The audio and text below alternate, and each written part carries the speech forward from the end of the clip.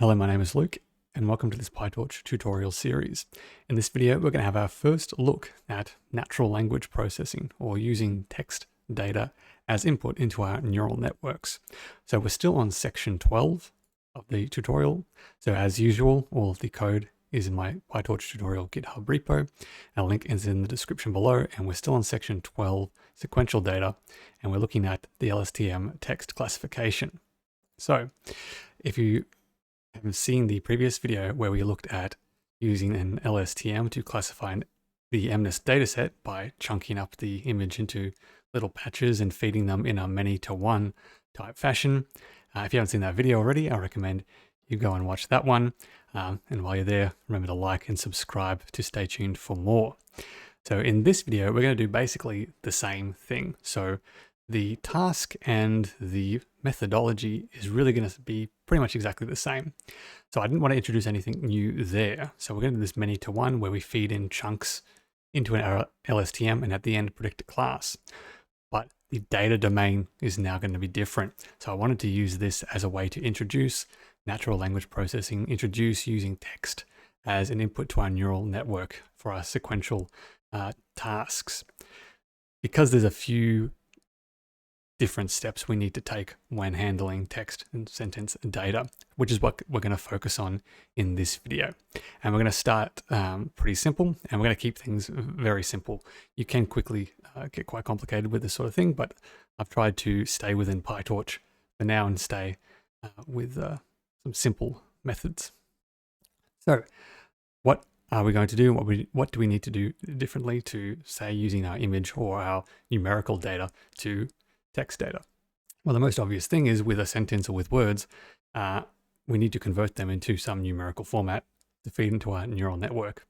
And how could we do this? Well, sort of a naive approach is to maybe convert them into ASCII to an integer format like that, and do a sort of per character prediction or per character feed into our sequential model, which you can do. It's a very simple way to turn your sentences or your words into numbers, but we're going to take the next step already, because that's quite a simple and not really used method. I thought we'd take the next step in that.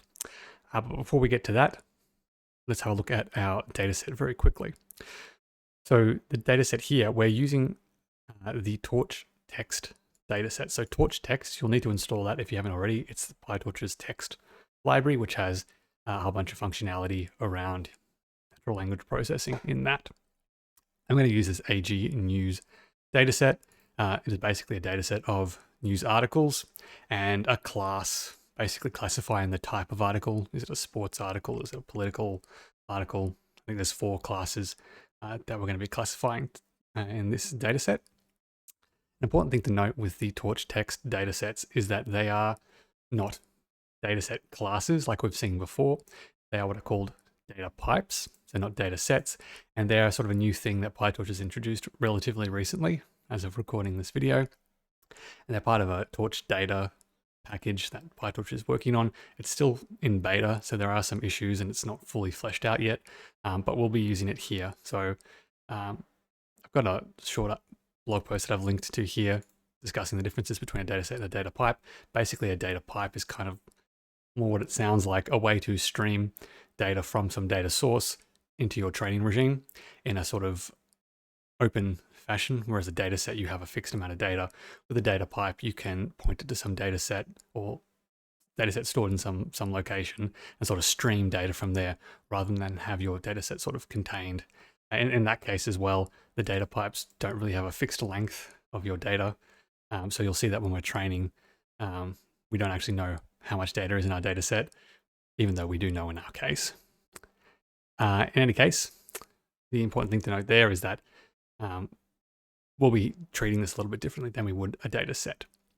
So when you actually instantiate this as well, you'll notice that it won't download the data set straight away. It is actually going to wait until you do an iteration on the data set to start downloading the data set. Luckily, this next cell, we will do that, but I've already downloaded it. And so I'll just show you what we get when we do download it. So it will basically get don't know if you can see that. We'll get two CSVs, test and train. And in the training one, open that up. You can basically see that it's going to have a CSV. The first column here is the class label. You can't really see that, but don't worry. And then we have the title of the article, and then we have the sort of content, the short content of the actual article there. Right. Though this data pipe for the AG News data pipe will combine the title and the content together. So we'll get a class and the content, title and content for that. Okay, so this will actually return, if I run this, we can actually iterate on this data pipe like you would the data loader. You can actually do the same thing with the data class as well. So here I'm just I'm turning that data pipe into an iterator, and then I'm iterating on it. So we'll get a label and we'll get text.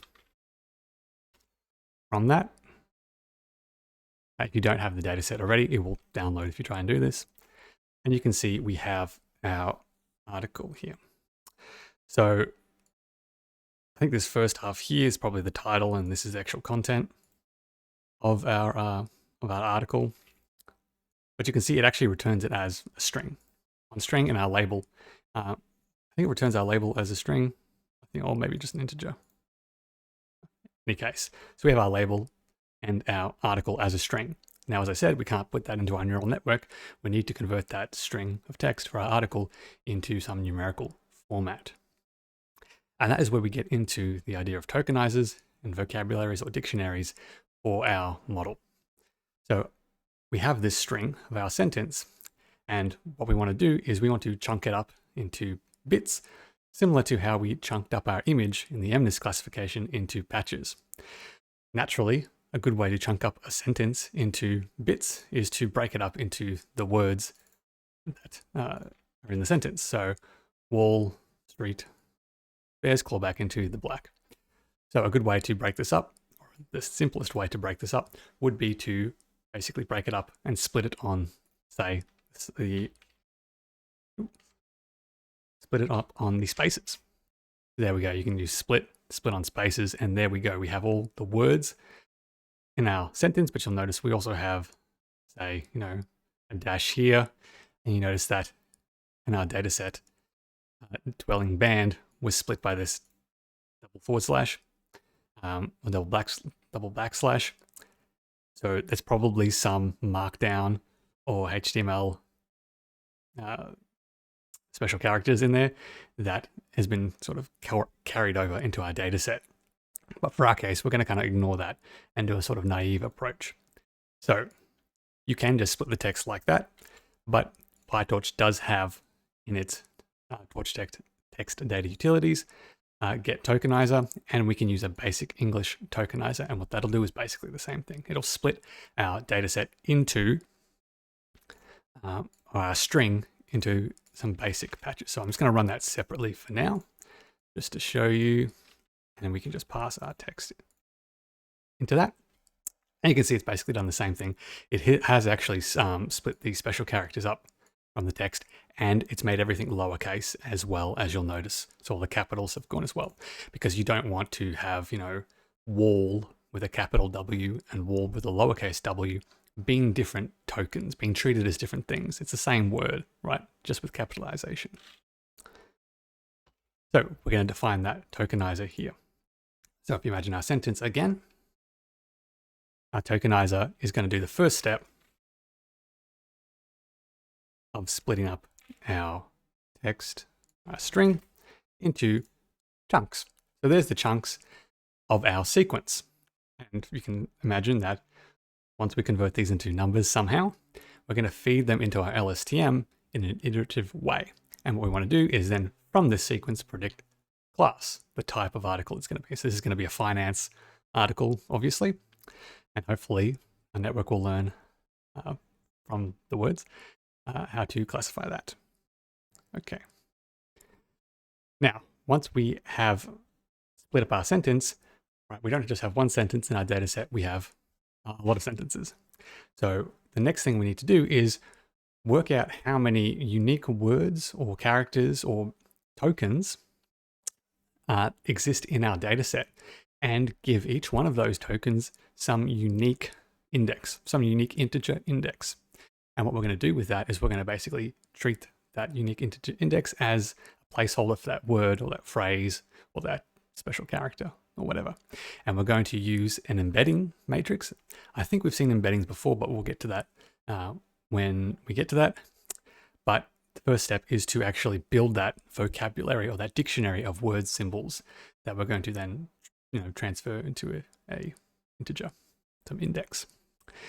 And we're going to do that again pretty simply in this stage. And we're going to use again a function from PyTorch's torchtext called build vocab from iterator.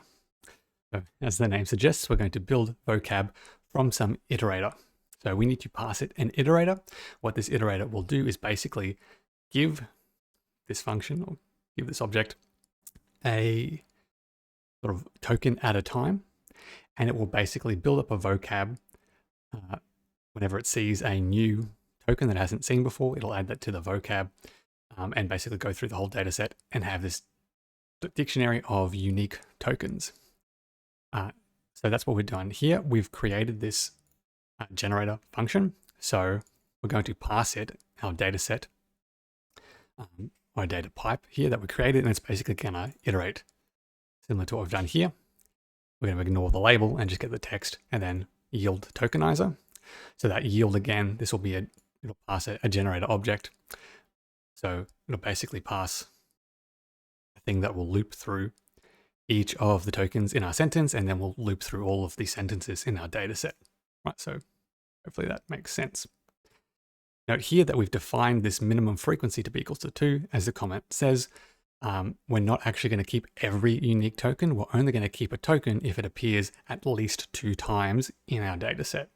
You can increase that if you want to be more selective, but we're going to say it has to appear at least 2 times. There's going to be a lot of cases where there's going to be some, maybe a link or a hyperlink or some weird amalgamation of characters that might be a mistake, or it might be some markdown language that we don't want to include. It only ever appears once in our entire data set.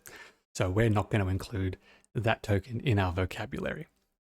But obviously that token still exists in our data set. So what do we do then?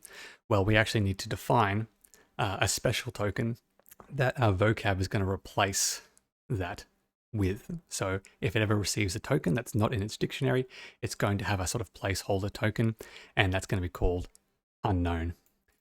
So in the next line here, you can see we define some specials, unknown being one of them, but we have a few others as well. We have pad, or we've got the triangle brackets pad, SOS, and EOS. So padding, we'll get to that in a moment, but SOS and EOS stands for start of sentence and end of sentence. What we're going to do a bit later on is for every sentence, define a start of sentence token, have our string, and then an end of sentence token. Why do we do that? Well, basically, we use these special tokens to signal to our LSTM or our network or whatever we're using what's going on in the input, right? So the start of sentence says, okay, I'm now going to provide you with the sentence, and the end of sentence is, okay, the sentence is over, and we're going to use that to maybe get it to predict something. So we're doing this many to one, and we're using the start of sentence and end of sentence to basically signal what we want the network to do, what the network should expect.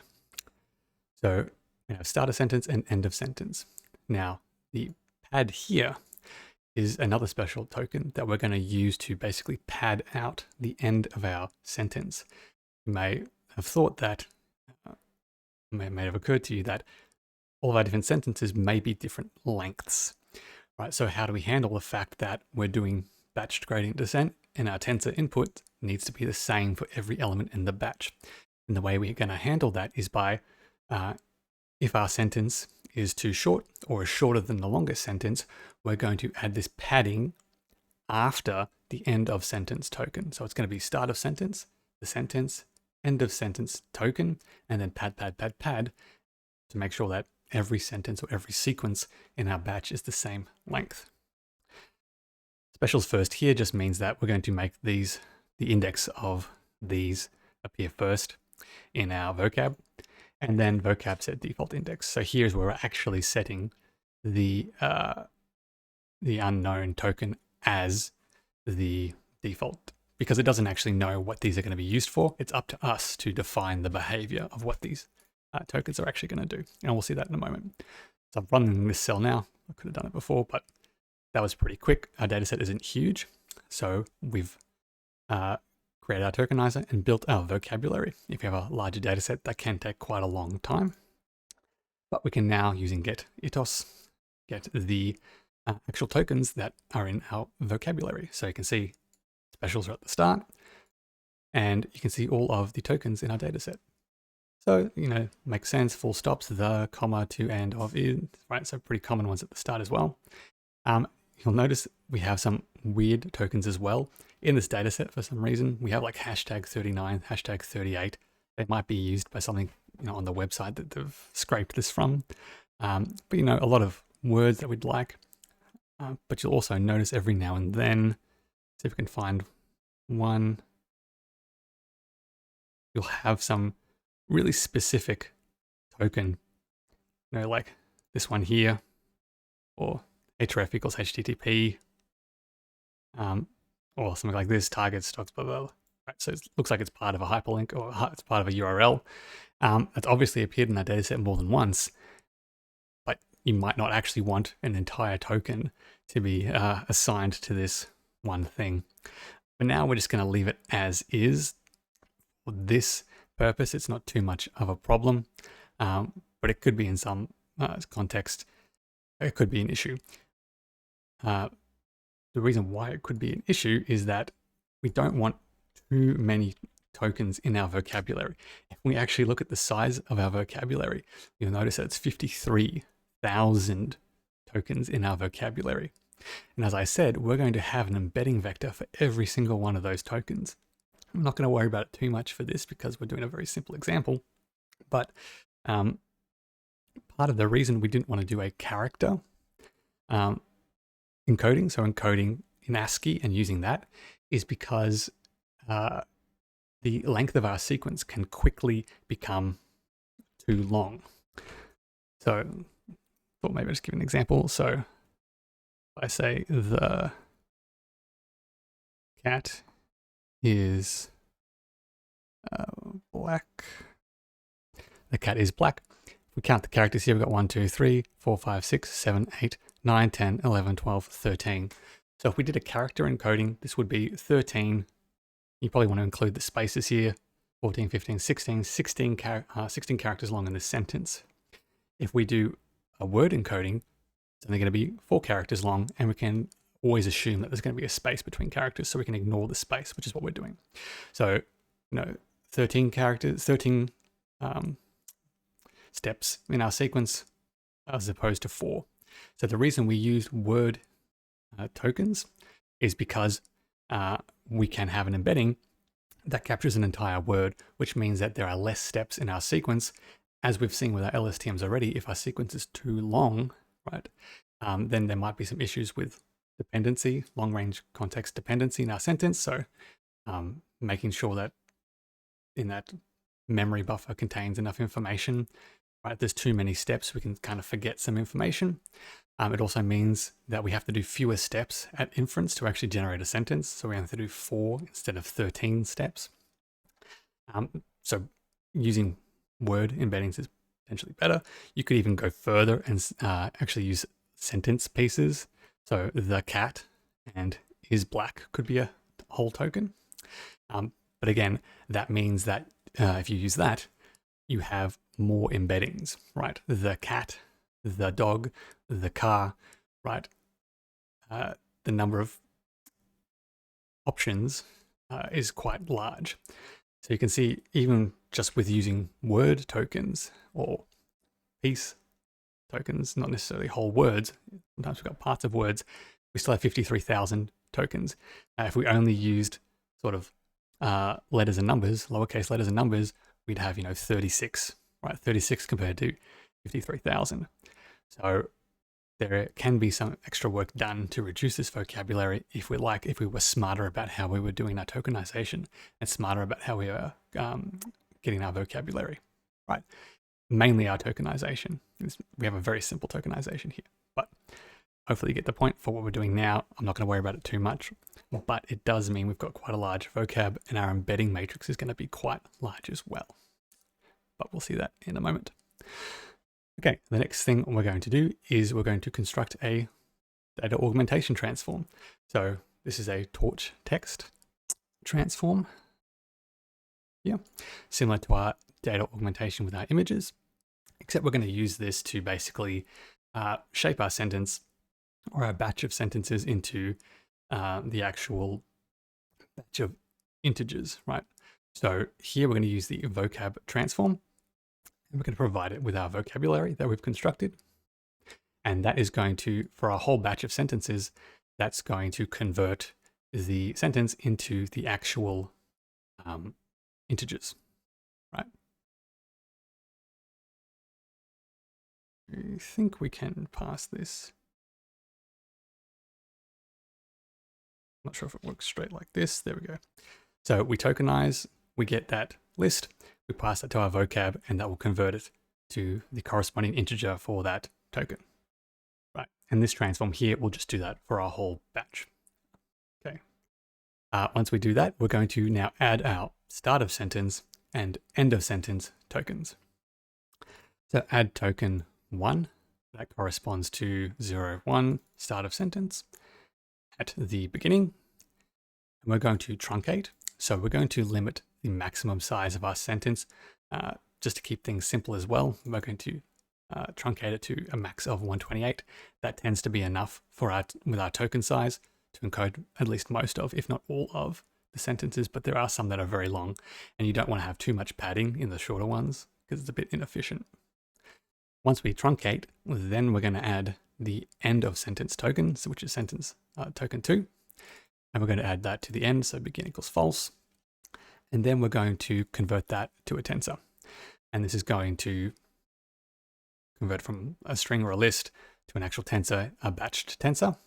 And this to tensor transform actually also takes in a padding integer and will pad all of the sentences or all the sequences to the same length with some padding integer. And we're going to say padding integer 0 because that is the integer of the pad token in our vocabulary. Okay, hopefully that makes sense. So if I can run this transform on our text.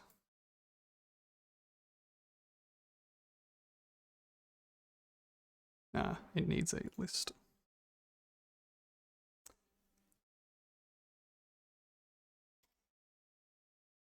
Ooh. Need a list of lists.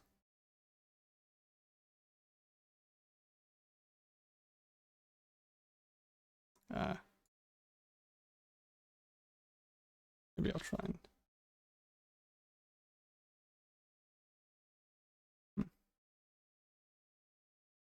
sorry, skip a step.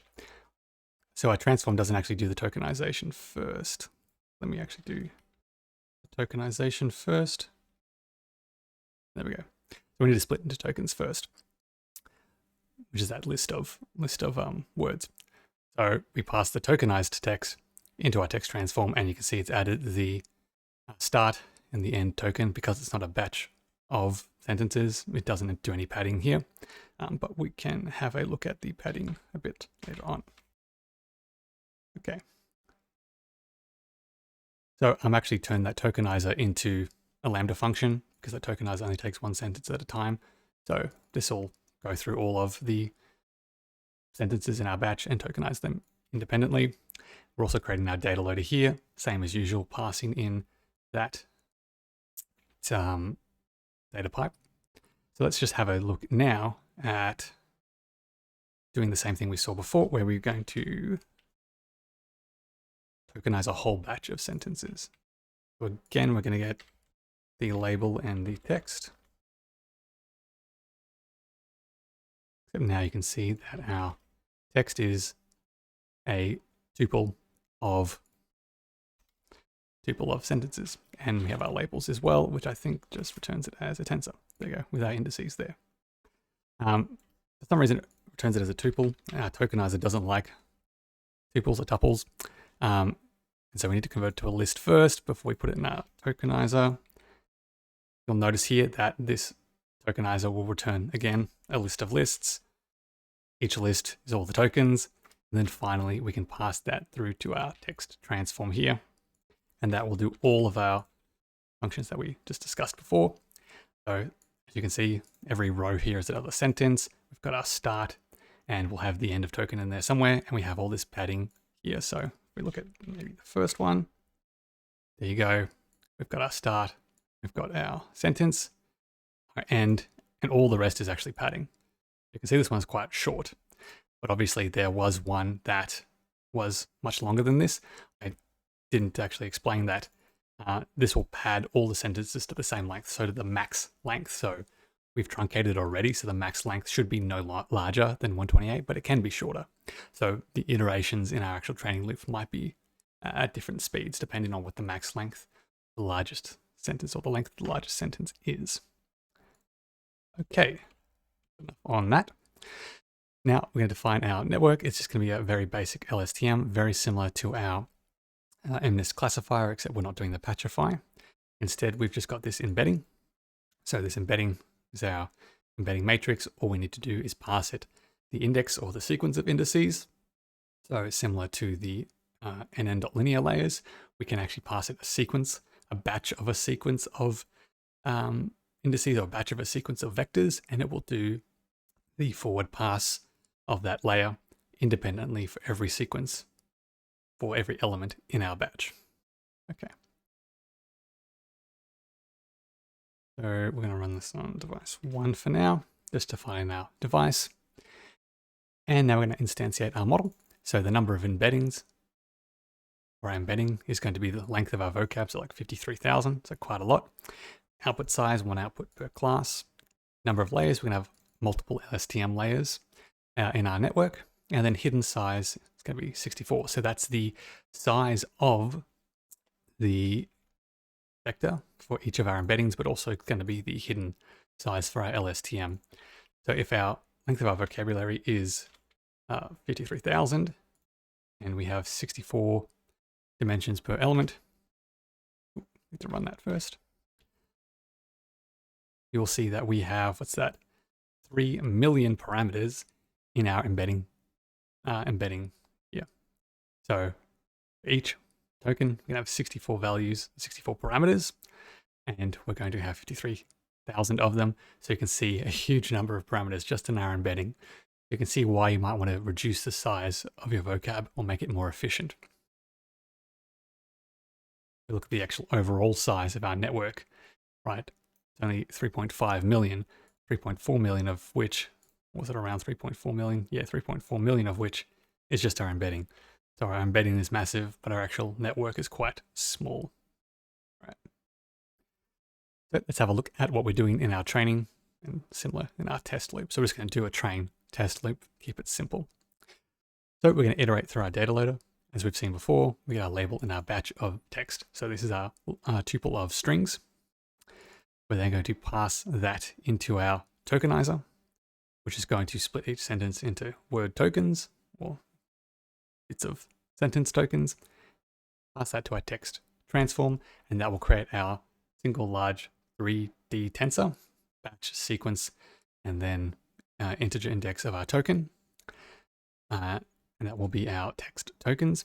The labels for some reason start at 1, so I just subtract 1 to make it start at 0, and also put that on the device. So same as before, initialize our hidden and memory buffers, and we're going to pass it, our LSTM, the whole sequence of tokens. And as I've already explained, we could pass our LSTM block the whole sequence, and it will do that iteratively through the sequence.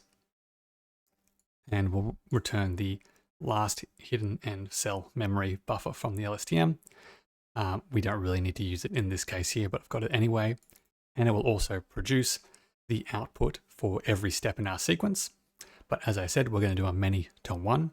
So we're going to take the last output in the sequence, and we're going to get that to predict what the type of the article is, what class we're dealing with here. So it's batch size, sequence, and then output. hidden size or output size. So the last output for our sequence, which will be either the end of sentence token or the padding, right? And then label to classify with our cross entropy loss, same as what we've seen before. And then optimization, backprop, etc. And we're going to keep track of the loss and of the accuracy. Okay, so that, like I said, is very similar to what we did with the MNIST classification. So we're just going to run this now. You can see that our TQDM, which is what we're using for this progress bar, doesn't know what the length of our data loader is because the data set is a data pipe and that doesn't have a defined length because of, as I said, how it's characterized. It doesn't actually know how long it is, but I know it's about 4,000 or just over 4,000 or just under 4,000 data, well, divided by the batch size steps. Okay, so it's training now. See, it's one epoch done. It's going to have a slow start as it works out how to pass information to itself throughout the sequence, but I'll pause it here and get back when it's done. Okay, so we've finished training. We have a look at our loss and our accuracy. Here we go. Training loss and accuracy, training and testing loss have decreased, and accuracy has increased. So you can see we do have a bit of overfitting here, potentially because we have such a large vocabulary. It could be the case where certain tokens only ever appear in one of the classes, and so our network is focusing solely on that one token or couple of tokens, ignoring the rest of the sentence, and that might be overfitting to that. We just have a look at what the max test accuracy is. So about 90% accurate on our test set. So not too bad there. So that's all I really want to cover in this video here. Hopefully that made sense. A lot of the training, as I said, we've already seen before, and just giving you a simple introduction into the idea of tokenization and building vocabs as a means to use text or sentence data in our LSTMs. So we'll have one more video, I think, in this section covering LSTMs with text data before we move on to the next section where we're going to start to look at attention and how we can use attention to improve our results here. But that's all for this video. Like I said, like and subscribe if that's helped, and I'll see you in the next one.